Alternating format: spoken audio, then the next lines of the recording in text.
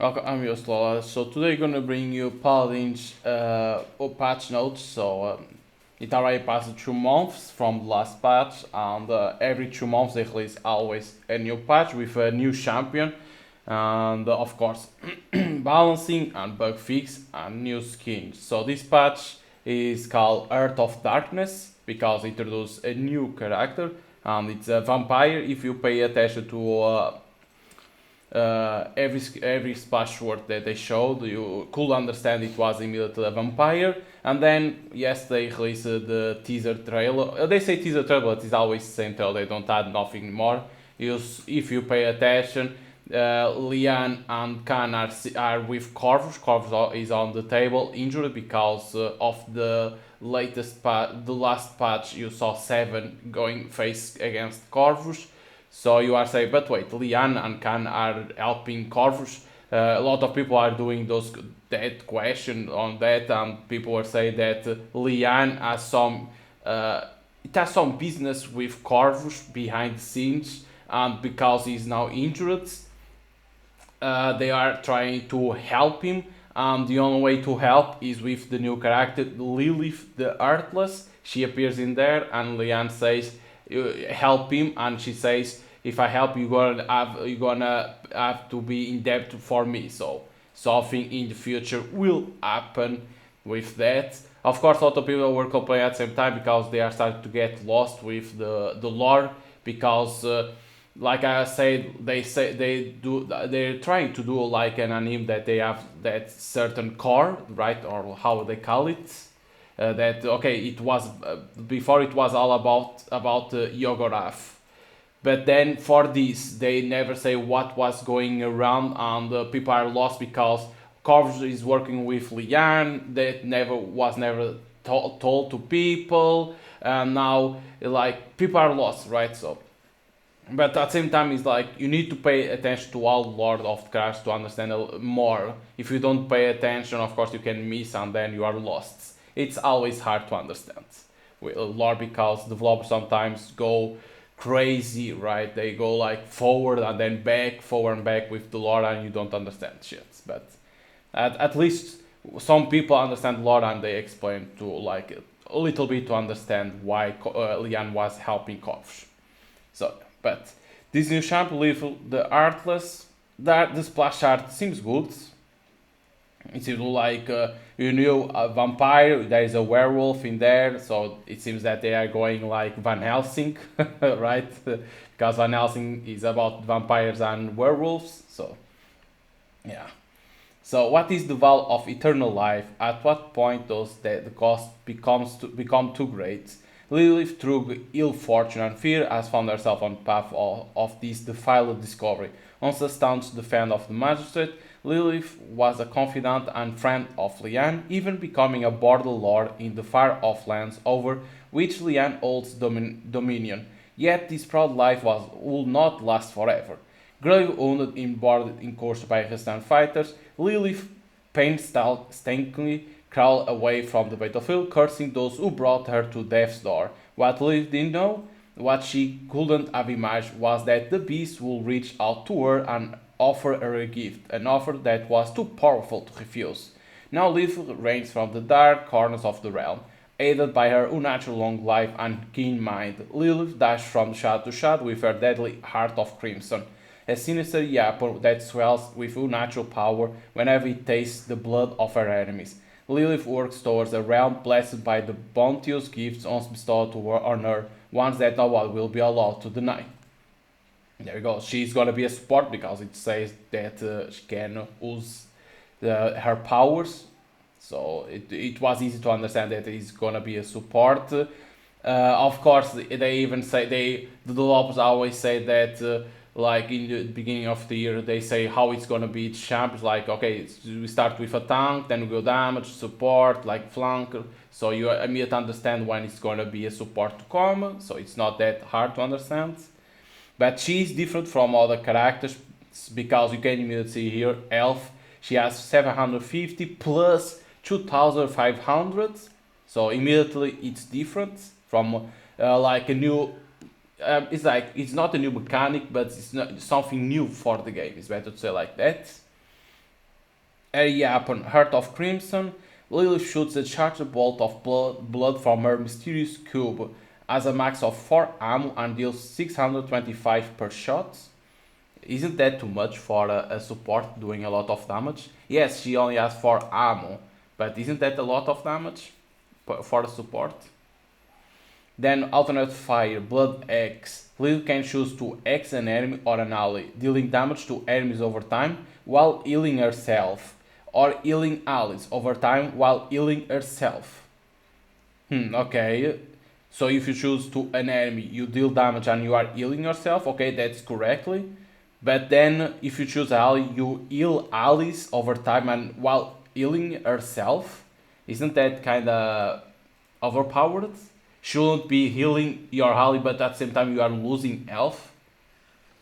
That's a little bit. I think I understand what they want to do. They want to do this, but isn't kind of a little bit overpowered? I think this can hurt a little bit the game, and they gonna need to nerf, or even take out this healing herself.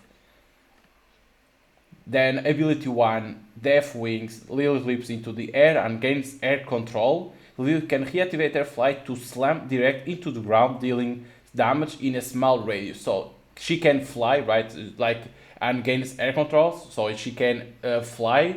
And then if you reactivate again, she slams on the ground, doing damage in a small radius, of course. But a good ability.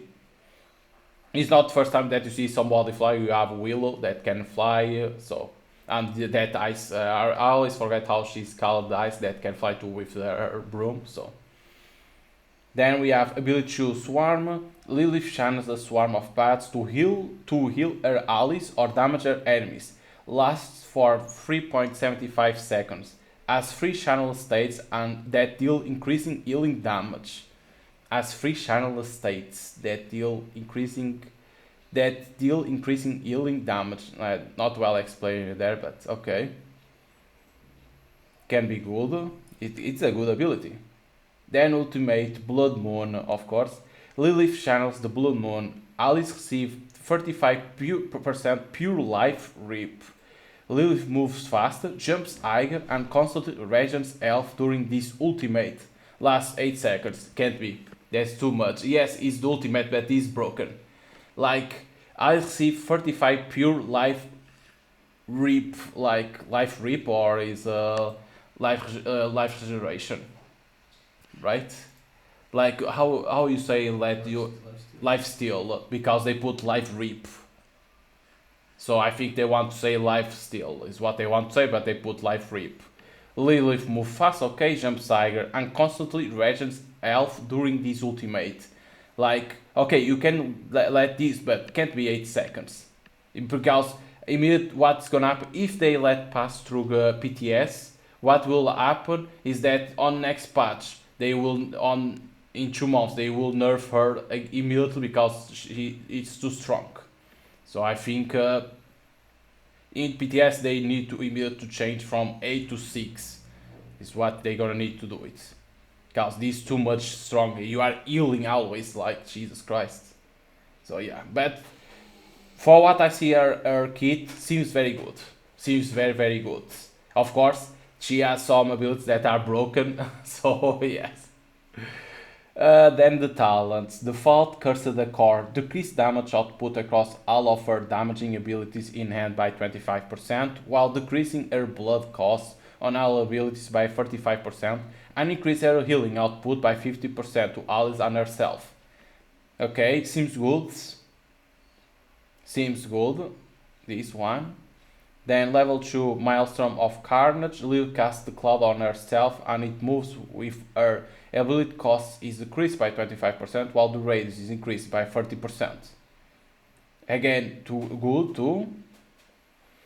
Level 8, Murderous Intent. Projectiles pierce enemies but are smaller. Okay. It seems that everything is good.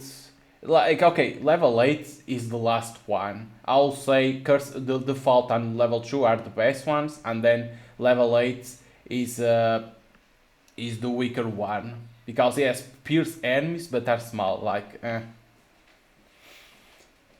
Then we have the cards. Like the cards, like I always say, they tell about a little bit of her lore if you can understand. That's why they put this image. Then we have the cosmetics, Sunborn Lillith, that is limited. Seems very good, seems good. It's unlocked through Season Pass, of course. Then when Season Pass ends, you can't have anymore. Then we have Wicked X Lillith. It's good to the color, combines very well with our outfits, okay? It's on through Season Pass 2 that you can obtain, or you can obtain by gold, if you want. Then we have Golden Lilith, okay, level 50 with her. We have emotes, the default emote for Lilith. The machinations, it's only through the Season Pass. The FV polls, the default one, okay, and transfixed through Season Pass 2, like, okay. Then we have Lost Futures, that is those event pass. Lost Future, save time itself from an even darker future in our latest event pass, Lost Futures. Instant unlock the corrupted Atlas skin for purchasing, and unlock a total of 24 levels of rewards you play. You can buy all option that you get everything immediately. You can buy only the pass and you receive a skin for Atlas. But you can buy everything, and like that it's already done. You don't need to level up more the event pass, like everything. So instant unlock when you buy the event pass, 50% experience and gold boost, and corrupted Atlas. Like it's like those monsters from the sea, like I don't know how they call now. Like it's an octopus, but that Cthulhu, like that. Cthulhu, like is like that. Those type of monsters. Then we have level 7 unlock corrupted EO. Okay, seems good. At least it's not a cat anymore. Her pet is not anymore a cat, and it seems very good. Level 21 Vile Atlas is like the skin for Atlas is like not good, doesn't fit very like for the character, like Then level 24 Frozen Moon Ayu. Okay, both skins for Ayu, they are good. I like it. It's like it seems that every skin for Ayu fits very good for her. Like it's like maybe it's easy to make a skin for her. Then other event pass exclusive unlocks a static spray, Lost Future, the loading frame, of course, a static avatar, Dark Embrace Ayo, animated spray, Swallow Whole, animated avatar, Eyes of the Beholder, 3D spray, Terrible Fate, okay, and animated spray, No Escape. Static avatar, Dark Embrace Peep. Well, that's good. And a free spray, Shattered Moon. Then we have Trials of Realm. Like nothing new that is coming always. Like it's always same thing. Then we have limited mods. Like Bloody Fast, Lilith versus Lilith. Choose any ability. Can Despair. Can be a Lian. Lian has enough of Khan's protection. Okay, like this in the beginning it was good, but nowadays nobody cares about this anymore. Then we have more skins. Golden Moji.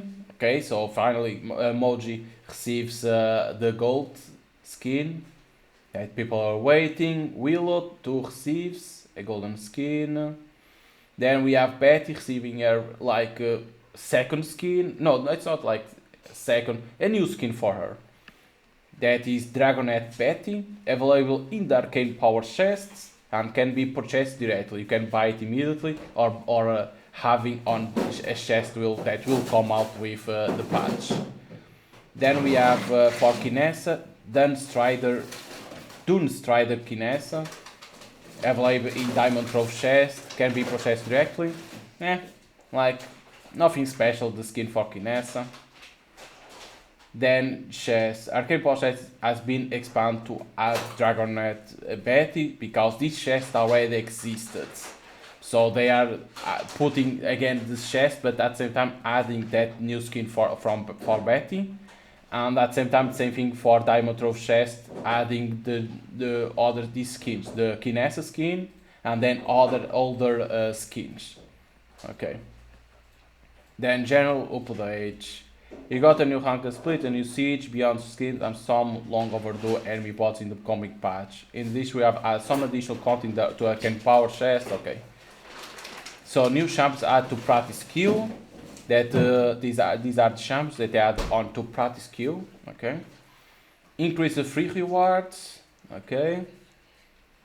That's always good. Siege Beyond. Welcome to the latest variant of Paladins. Siege Beyond, similar to the previous season. The upcoming one will be a new mode where the community can try to give feedback on new experience mechanics before they affect existing game modes. Okay. As per the previous one, this change will not affect Siege, Core, Ranked, or any other game modes. Only the new Siege Beyond. Okay. Schemes 2 prototype cards. What is this? That's where the card will now move faster because people that is pushing the card, they are trying it to see it. Okay. Then the Ranked split up updates, the Ranked split reward, the static avatar Queen of the Night, the commendation reward, the map rotations that they always do. Okay. And then the balancing, they talking like, of course, it's always for those champions that are that are strong. So we have Azahan, general base elf, reduce the elf to 4,250. His abilities are the passive, reduce max damage resistance at 100% from 12 goes to 12%. Conviction ability to reduce the range to 45, reduce stun duration. Non-talented against sanctuary walls goes to 1.5 seconds. This is about the stun duration that they are talking. Without the talent and with the talent, don't forget about that. Against other surface goes to 0.75 seconds. With talent, against sanctuary walls goes to 2.35 seconds, and against other surface 1.175. Don't forget that is when you have the talent, with and without. Don't forget about that. Reckoning, alternate fire, reduced lift duration to 0.25 seconds, and deliverance, that is the ultimate, increased damage on landing to 250. So they nerfed, like Azan receives a lot of nerfs, but the buff that they gave, it was for his ultimate. Holy shit. because he was too strong. People were talking that he was super overpowered, and of course he was always banned. How you do that? You nerf him immediately, like that, and like that people won't ban because he's not now very strong. Then we have Barrick, ability barricade, alternate fire, increased base health for 4,000. Isn't that too much? Like, yes, barricade is like the shield, but it's a lot of health. Talent, tinkering, current, the current talent that is tinkering, how it is. Modify your blunderbuss to fire a single slug that deals 535 damage. Increase damage it goes to 550 damage. So Barrick receives a buff. Easy. Battle Bomb, that is the latest champion. Of course, here we go. Abilities, Great Launcher in hand. Add rate of fire to description. Add max ammo to description. Because how you can forget about that when you have PTS and you are making the champion? How you forget to put that in the description? Explosive personality. Ability to decrease damage per jump to 235. I say it was too much damage. Long Live the Queen ultimate. Increase damage to 1,900. Increase the riding speed to 80. Increase missile speed to 80. Now locks you in place in the air during initial build up. Then the talents got a bounce. Cooldown flush to 5 seconds. And then the cards that I'm not going to read the cards because it's a lot. Then we have Furia. Furia is always getting nerf and buff because she's strong. She's like, not say that she's strong, but her abilities are very good. That's why they always trying to find a way to balance her. But it's like, so talents exterminate, current, vampire strike hits an enemy, shampoo it stops moving until it ends and deals 75% more damage to enemies under it. And now it's gonna be vampire strike hits an enemy, shampoo it stops moving until it ends and deals up to 100% damage more to enemies under it, increasing based on the number of hits they take. Like, holy shit! Imagine reading these talents. Like, holy shit, that's too many texts. Can't you simplify? Like, Jesus Christ. And then, of course, the cards offer. Then we have Grok, Talent, Totemic Ward. Now also increase the radius of healing total by 25%.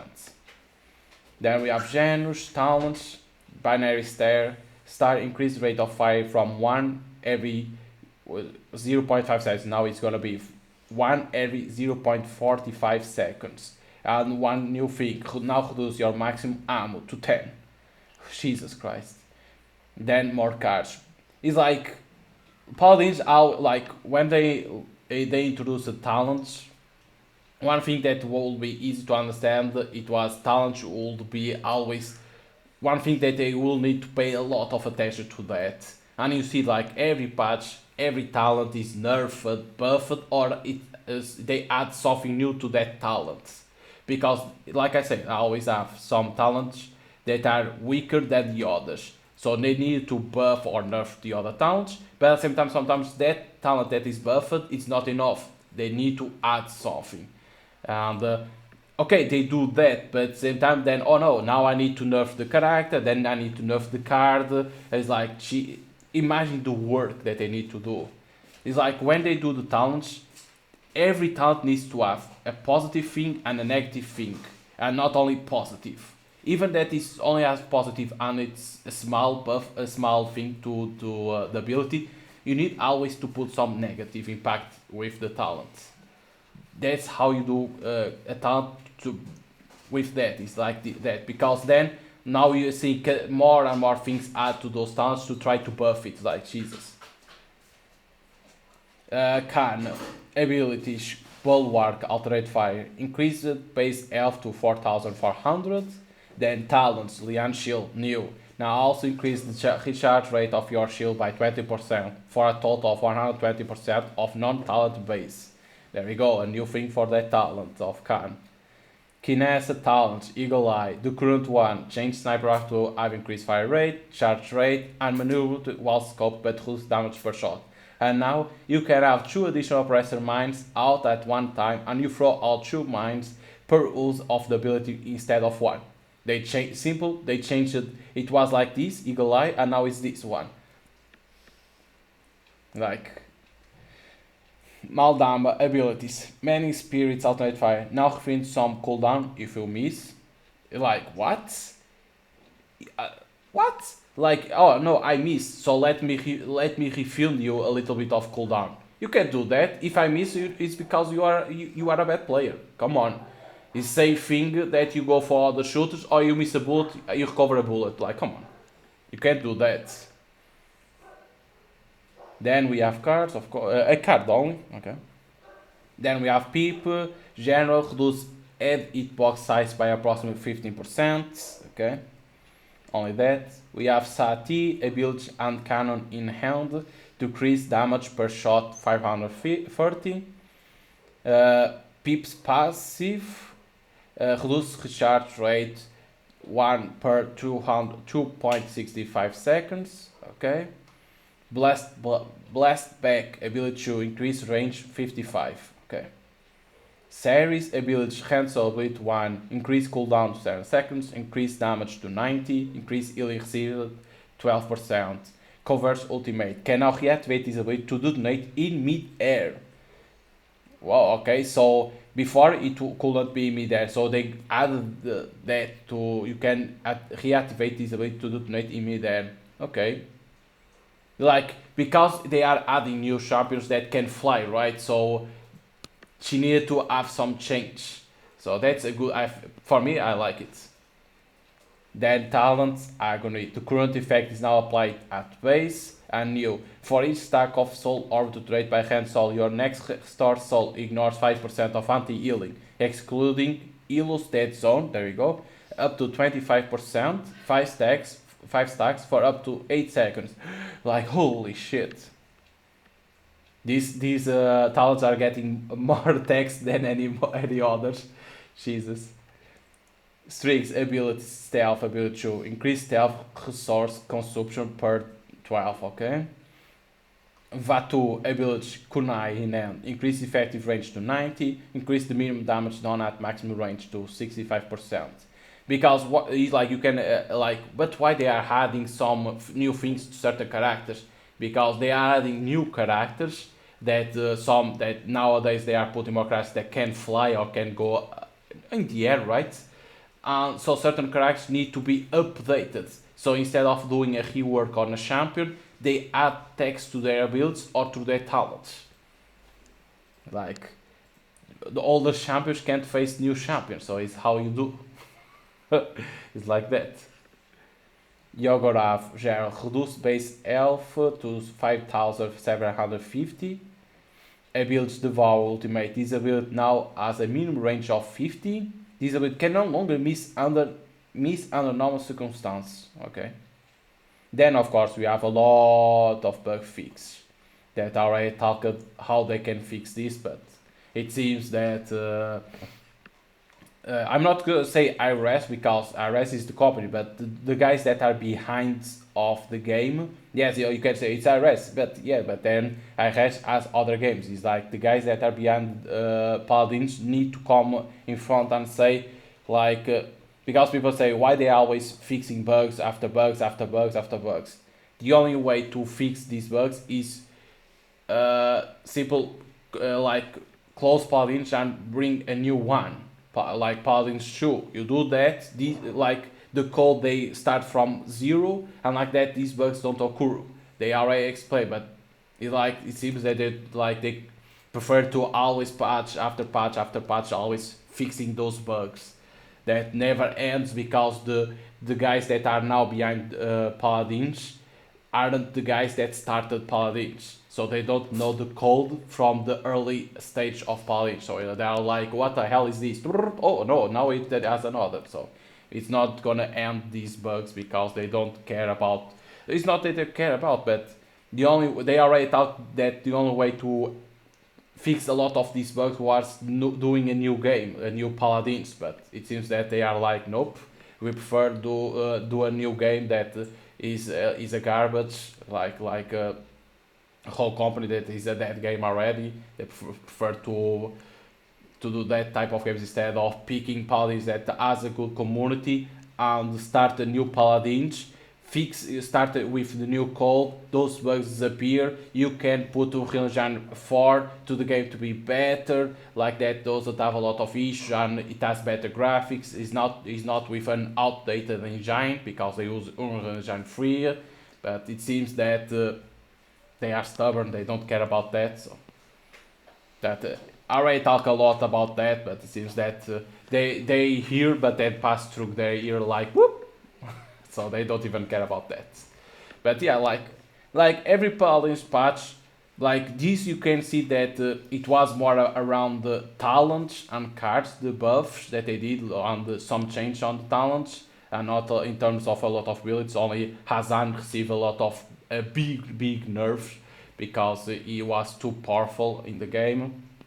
But the others were like some change on the talents and some abilities only. It wasn't like other patches that were big nerfs and big buffs. So, but overall, like a new character, it seems good. The character, like the ideas of new characters are always good, but like the lore, it seems like kind of lost because nobody knew that Corvus was working for Lian, and then you see this on the trailer while you are like, what the fuck happened there? But you need at the same time, and like you need to pay attention a little bit of the lore. If you don't pay attention, you can miss something of that. But a new champion that like it doesn't have new mechanics, but has one thing new that's on the elf that has X elf plus X elf.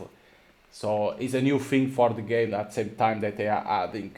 But I think with Unreal Engine 3 they can't add nothing like a new like a mechanic that can change everything because it's an outdated engine already. So, but at least a new support and it's a cool support, not like people are talking about that bunny that I already forgot. People are saying, "What the fuck is this? A bunny?" So it's a good champion because it's a cool like it's a vampire, but at the same time I like the question is we are going to Van Helsing, but yeah. So like if like they don't even say when those chests come out. That's weird. Oh, because that chest already exists in the game, yeah. But they will expand the chest to add those skins in there, yeah. That's why. So that's why they don't say because. But yeah, like every patch is good because every 2 months they receive a lot of feedback. They release always a new event pass, new skins, a lot of things for the game. But again, we have limited modes that people are getting bored with the limited modes because people want that mode that how Paladins was in the beginning, that mode that you need to destroy you need to enter that castle and the others to protect the vault. That's the thing that you need to protect the vault. People want that mode, but they've already told that it's not easy to bring to the game because of the change that the game suffered. They are trying to see if they can put, people want that, but it's not easy because of what I already talked a lot of times. In terms of PTS, like it's always been like if they don't find any problem with the patch, the PTS will be on Friday. But if they find some issues that sometimes they find, maybe Saturday. But when it comes out the PTS, I will record to show the schemes and then show the new champion, the mechanics, and see if I can find a combo with that. Now, when it comes to the patch, right, when it comes patch to live version, I don't know because they don't show the chess now the date, so I can't say when it comes out because only with chess that have the dates, it was easy to understand when will come out. So it's gonna be hard to know. But when you see a big patch on when you're on Steam and you see a big patch for the live version, it means that's the new version that came out. So yeah. So hope you guys enjoy the updates, the patch notes for Paladins. Hope you guys enjoy it and see you guys next time.